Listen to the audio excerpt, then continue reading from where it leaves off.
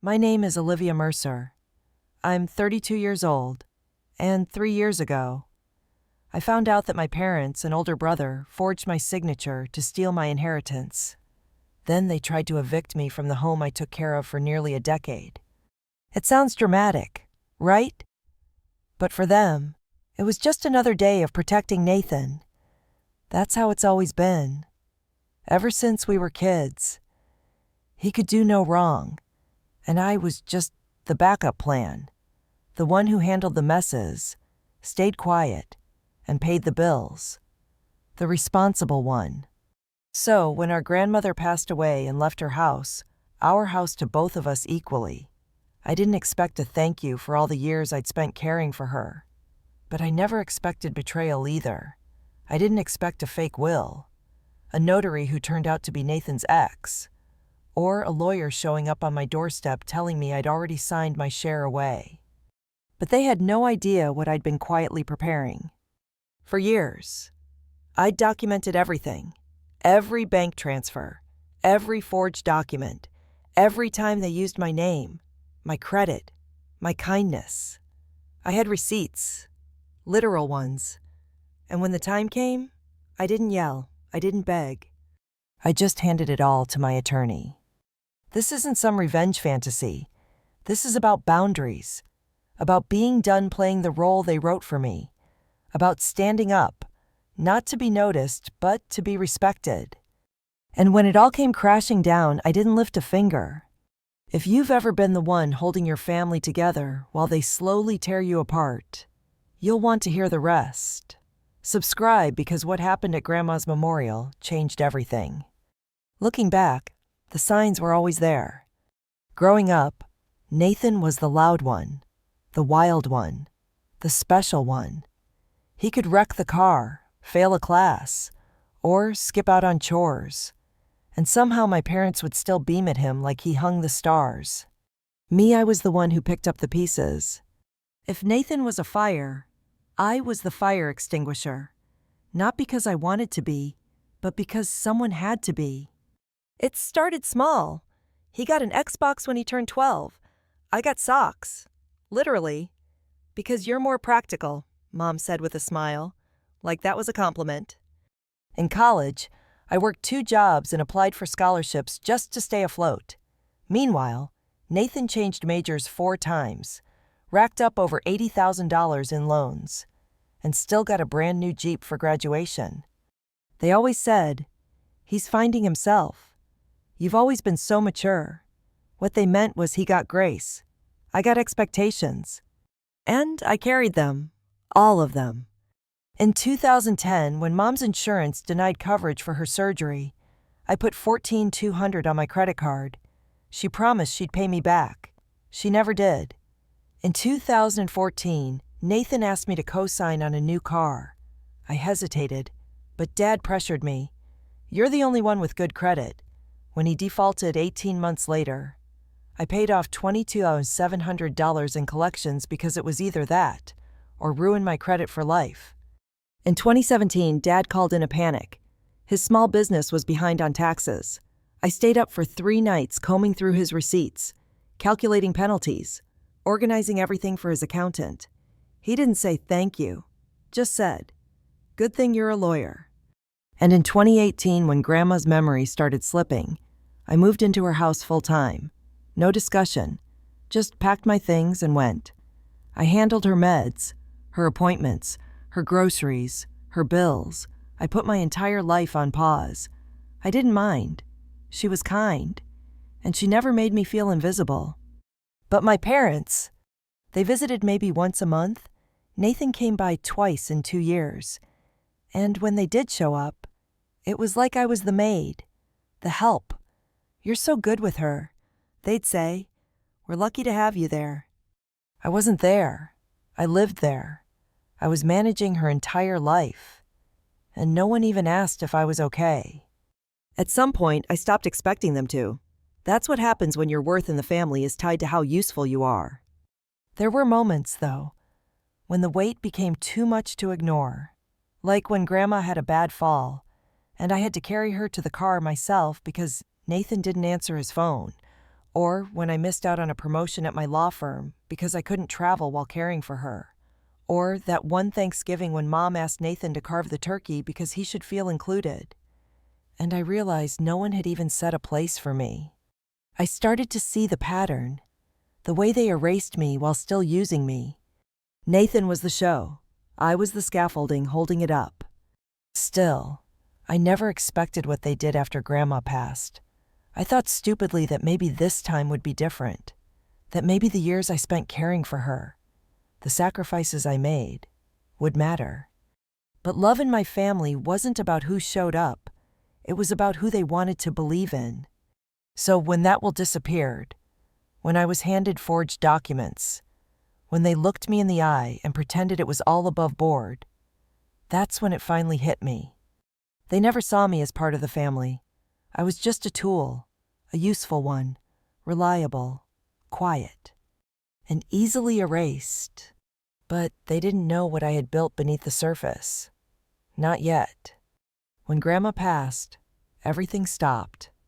I remember the silence more than anything else. The kind of silence that wraps around you like wet wool, heavy, suffocating, hard to pull off. The funeral was small. She'd wanted it that way. No drama, no speeches, just a short service, some quiet music, and a white rose on every seat. Nathan showed up late, wore sunglasses indoors, left early. 2 weeks later, I got a call from a lawyer I'd never heard of.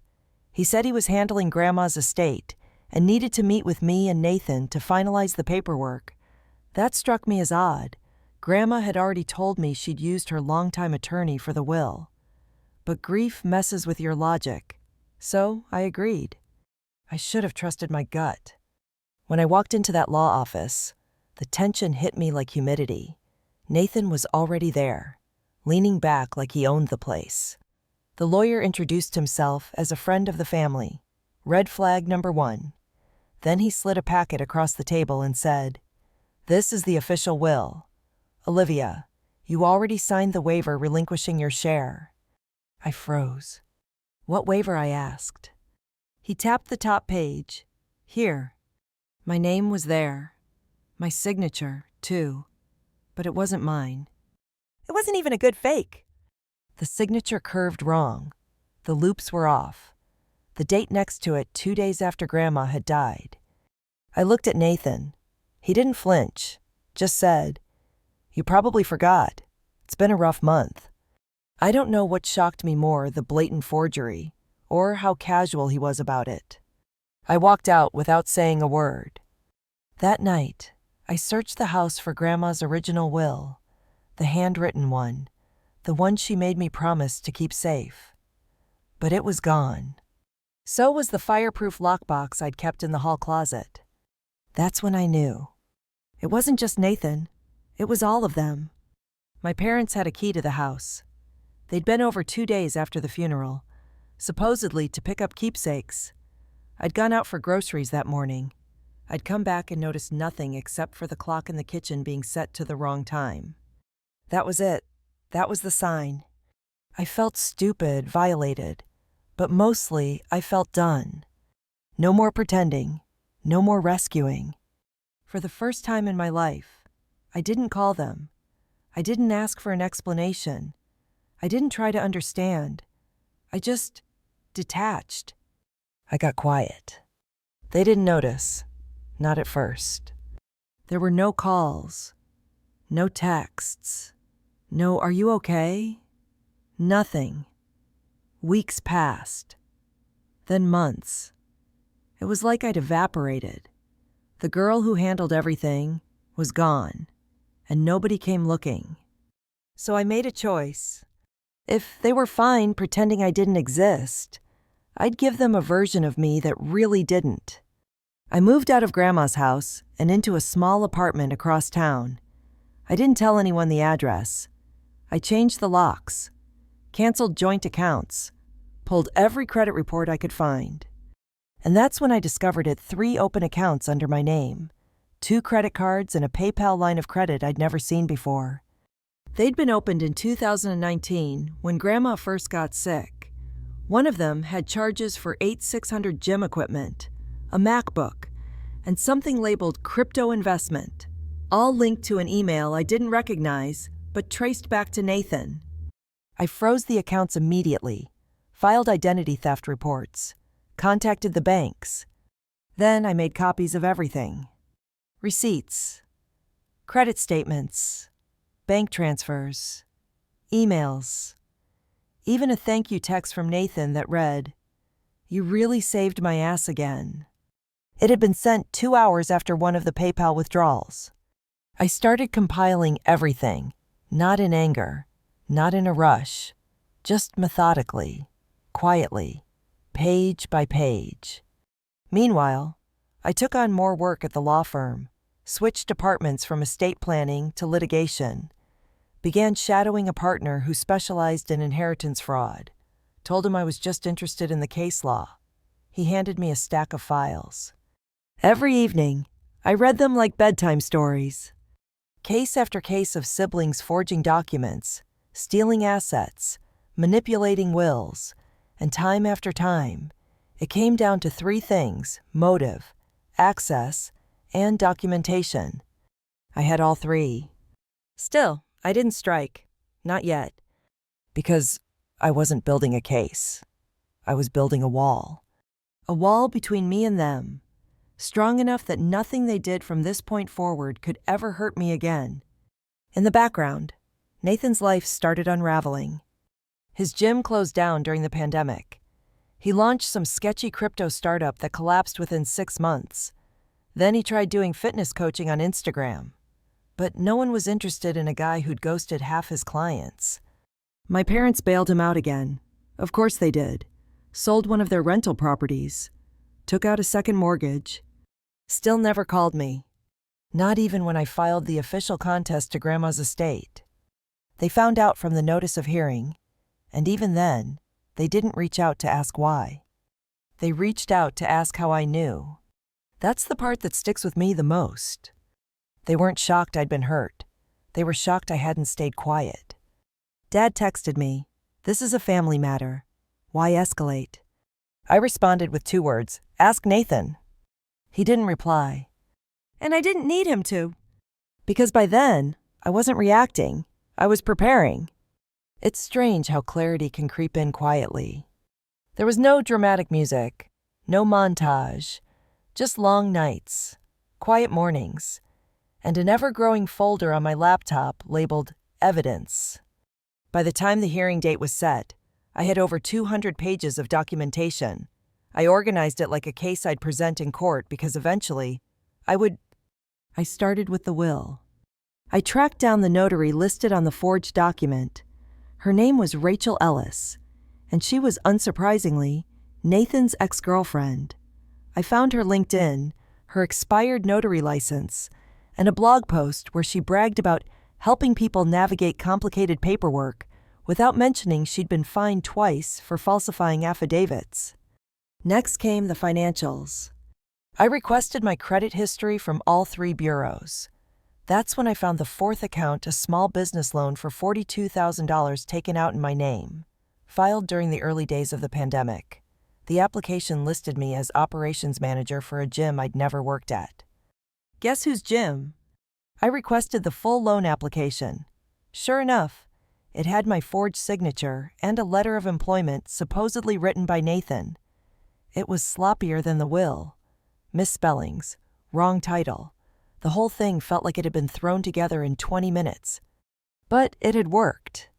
He got the loan, used it to lease new equipment, renovate the space, even ran a short-lived podcast called Mercer Method. The irony wasn't lost on me. While he was publicly branding himself as a fitness guru and pandemic success story, I was paying off the last of Mom's surgery debts still and catching up on back taxes Grandma had owed, which they had somehow forgotten existed. But I wasn't bitter. I was focused.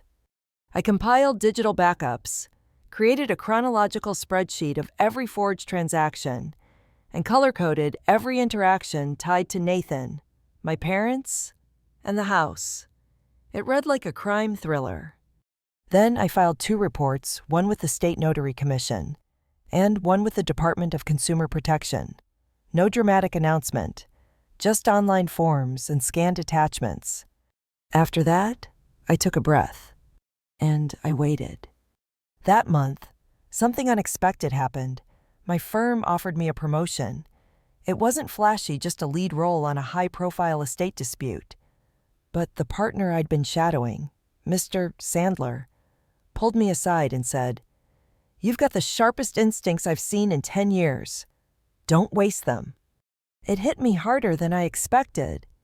Not just the compliment, but the fact that someone actually saw me.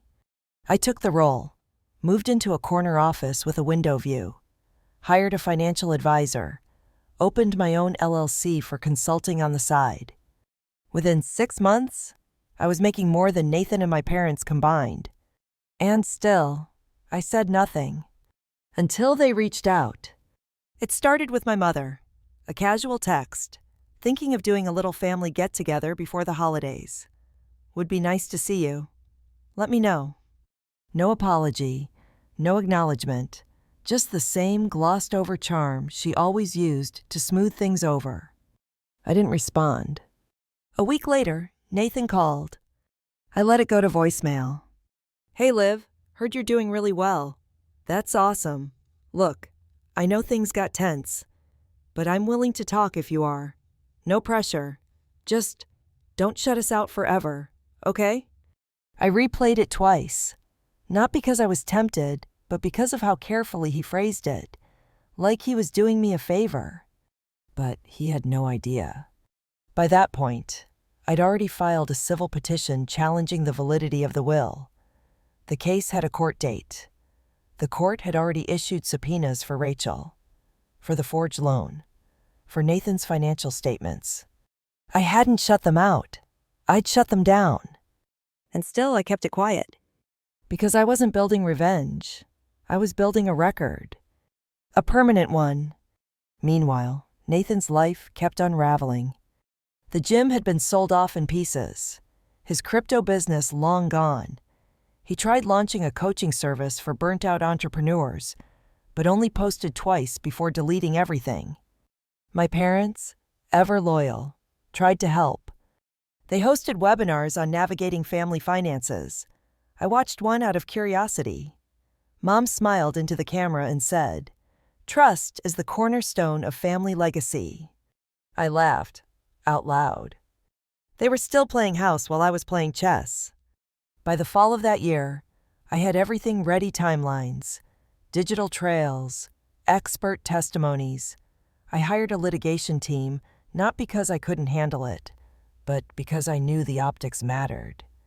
They'd expect me to go in emotional. I wanted to come in bulletproof. The night before the court hearing, I walked back through the old neighborhood, the house, the garden, Grandma's rose bush. It was still there. Wild and overgrown, but blooming. I stood on the sidewalk and realized I wasn't angry anymore. Not really. I was just done letting them write my story for me. So I wrote my own closing argument, not for court, but for myself. It said I didn't walk away because I was weak. I walked away because I was the only one strong enough to do it without applause. And then I slept, peacefully. For the first time in years. The courthouse was colder than I expected. Not physically, but in tone. Neutral. Clinical. Like everything that had happened, the lies, the theft, the years of dismissal was just paperwork to be processed and stamped. I arrived early. I always do. The hearing was scheduled for 9:30 a.m., a dispute over the validity of Grandma Mercer's will. Just a small room, a probate judge, no cameras, no audience. But I had other plans. I'd made copies of everything physical and digital, sent files to my attorney, my firm's senior partner, even to a contact I had at a local financial crime podcast. It wasn't about going viral. It was about being visible. No more silence. No more secrets whispered over casseroles. The week before the hearing, I got an invitation from my parents. They were hosting a delayed memorial service for Grandma, a community gathering, food, music, slideshow, held at the church where she used to volunteer. I almost ignored it. But then I realized it was the perfect moment. The memorial came 2 days before the court hearing, and every single person who ever knew my family would be there. So I RSVP'd, yes. I didn't tell my attorney. I didn't bring backup. I just showed up, dressed in charcoal gray, heels low, hair pulled back, calm, controlled. The church was packed. Folding chairs filled the room. There were photo boards, candle arrangements, and a digital slideshow playing on loop. Nathan was at the front, laughing with a group of old family friends. My mother was arranging the refreshment table like nothing in the world had ever gone wrong. When she saw me, her smile faltered, just for a second. I took a seat near the back and waited. Halfway through the service, the pastor invited guests to share a few words. I stood up. At first, no one reacted. Then the room slowly quieted. I just want to say something quick. I began. Grandma was a wonderful woman. Kind, patient, sharp. She taught me everything I know about showing up for people, even when no one's watching. I paused. She also left a handwritten will, one I witnessed, one she asked me to protect, one that disappeared 2 days after her funeral. Murmurs. I kept going. The will submitted to probate is a forgery. My signature was faked. The notary who approved it, an unlicensed former girlfriend of my brother. The application for the small business loan in my name. Fraudulent, the accounts opened using my social security number active, documented, and already reported to the authorities. Gasps. Nathan stood up fast. Olivia, this isn't the place. I didn't flinch, just turned to the crowd and held up a folder. This contains notarized affidavits, credit reports, audio recordings, emails, time-stamped, verified. If anyone here would like a copy, scan the QR code in the back. Heads turned. People were whispering now. The pastor stepped forward, clearly flustered. Miss Mercer, perhaps this could be handled? It is being handled, I said calmly. In court, this week. I looked at Nathan. You stole from me.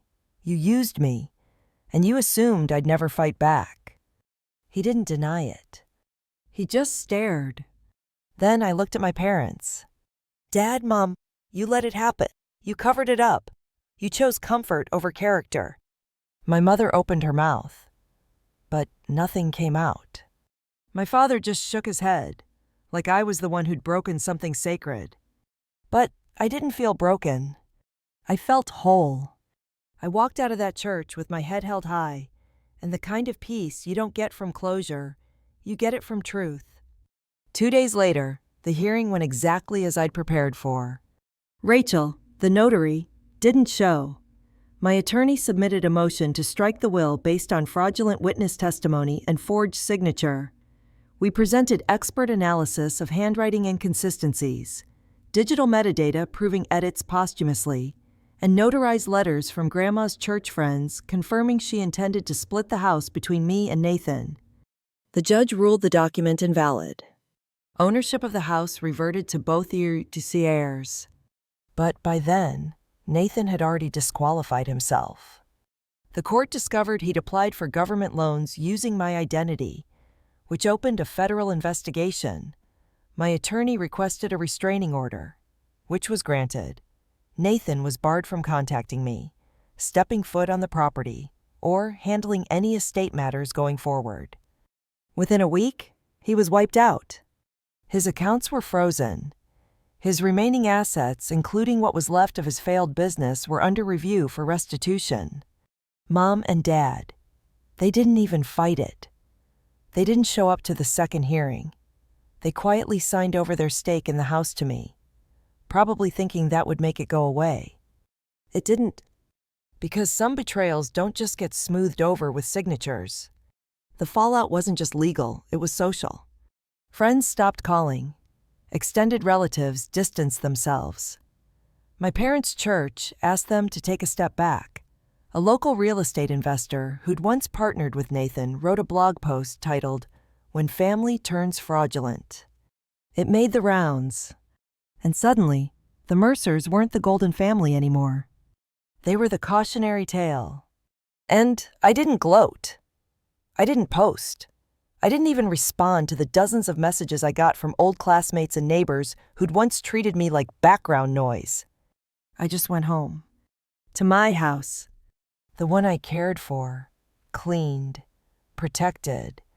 The one Grandma trusted me with. And I stood in the doorway, alone, surrounded by silence.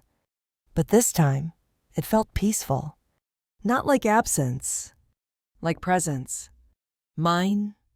It's been 9 months since the court ruling. The house is officially mine. On paper, in reality, in every sense that matters. I refinanced it under my name, updated the deed, and finally repainted the exterior a deep forest green, the color Grandma always wanted, but never got around to choosing.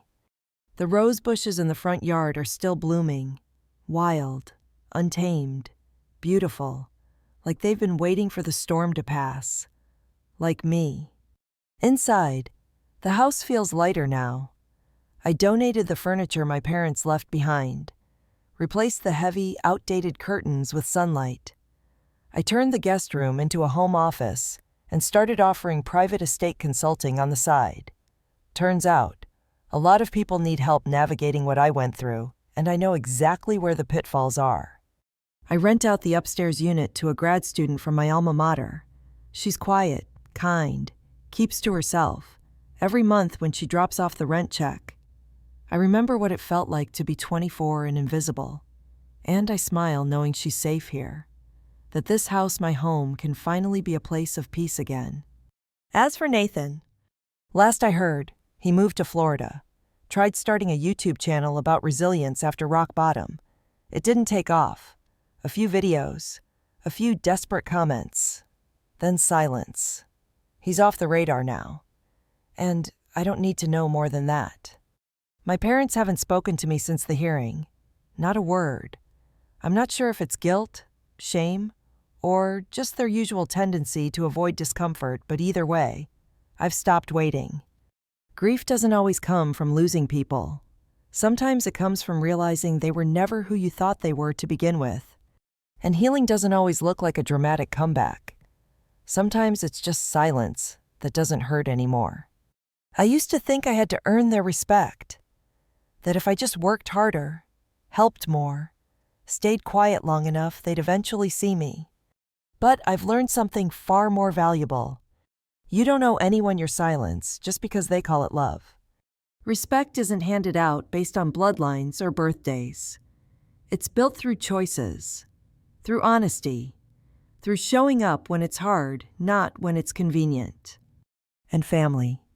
Family is who you feel safe with, who listens, who protects you even when no one's watching.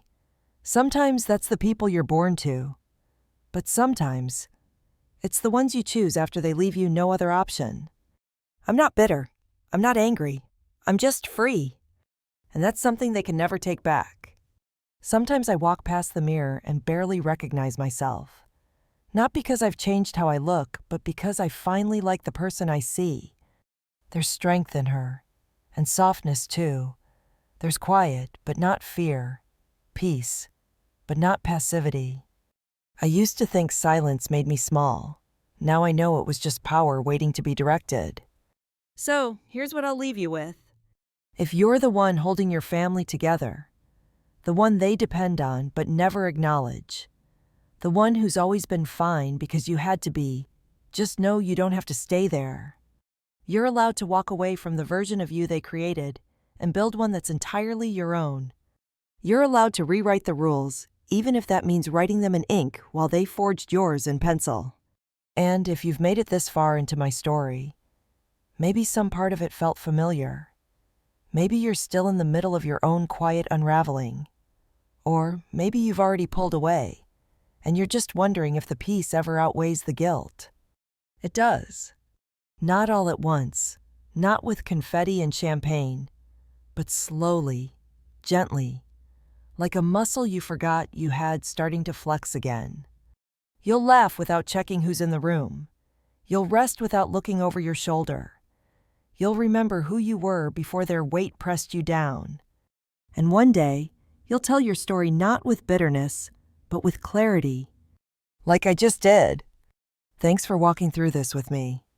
And if this reminded you of your own story, or someone you love who's still stuck in one, share it, comment, talk, because silence only protects the ones doing the hurting. The rest of us. We deserve the last word. I used to think stories like mine ended with a dramatic slam of a courtroom door, or a tearful reunion where everyone suddenly realized their mistakes. But real life isn't a movie. It doesn't wrap itself up in a single moment. It settles, it shifts, and if you're lucky, it heals. A few months ago, I went back to Grandma's garden, the one I'd let grow wild on purpose. The roses had tangled with the lavender bushes. The soil cracked from the California heat, but they were still alive, still blooming, still standing. I spent a whole weekend out there, hands in dirt, pruning, replanting, pulling out weeds that had crept in unnoticed over time. It felt symbolic, sure, but also real. I wasn't fixing something broken. I was tending to something that had always been mine to protect. That's how I think of my life now. It's not about revenge. It's not even about justice anymore. It's about tending. Tending to the parts of myself that I ignored because someone else convinced me I didn't matter. Tending to the boundaries I now keep sharp, not out of spite, but out of self-respect. Tending to relationships that nurture me, not drain me. Because here's the truth, no one tells you. When you walk away from toxic family, you don't lose your history, you reclaim your future. It's strange, the way peace feels when you finally let it in. At first, it feels almost hollow, like something's missing. But it's not. That's just the noise dying down. That's just your nervous system realizing it doesn't have to brace for impact anymore. Now when I wake up, the first sound I hear is birds outside the window. Not my phone buzzing with guilt-laced texts. Not my chest tightening from another passive-aggressive voicemail. Just quiet. And I know this might sound small, but last week, I celebrated my birthday alone. Not because I didn't have anyone, but because I wanted to. I booked a table at a quiet bistro near the ocean, ordered my favorite wine, wore the silk dress I'd always saved for something special. And when the waiter asked if I was waiting for anyone, I smiled and said, "Nope, just me." I used to think being alone meant being abandoned. Now I know it just means I'm finally in good company. People still ask me if I'd ever talk to my family again. And the answer is, I don't know. Not out of resentment, not out of pride, but because I've built something so much stronger than what I lost. A new rhythm, a new network, a new self. There's a saying I came across recently. What you allow is what will continue. For 30 years, I allowed silence, allowed disrespect, allowed my love to be treated like a resource instead of a gift. But not anymore. Now, I choose what continues. And I choose clarity over chaos, healing over history, presence over performance. I choose me. And if you've been where I've been, if you've felt like the unpaid emotional laborer in your own family, constantly holding the seams together while no one sees the thread, please hear me when I say this. You are not dramatic. You are not selfish. You are not imagining it. You are allowed to leave. You are allowed to heal. You are allowed to build something better even if it starts in silence. Because the life I have now, it didn't arrive all at once. It showed up slowly, through 100 tiny choices that no one applauded. It showed up in canceled plans that made space for rest, in boundaries that held even when they were tested, in nights I didn't cry even when I thought I would.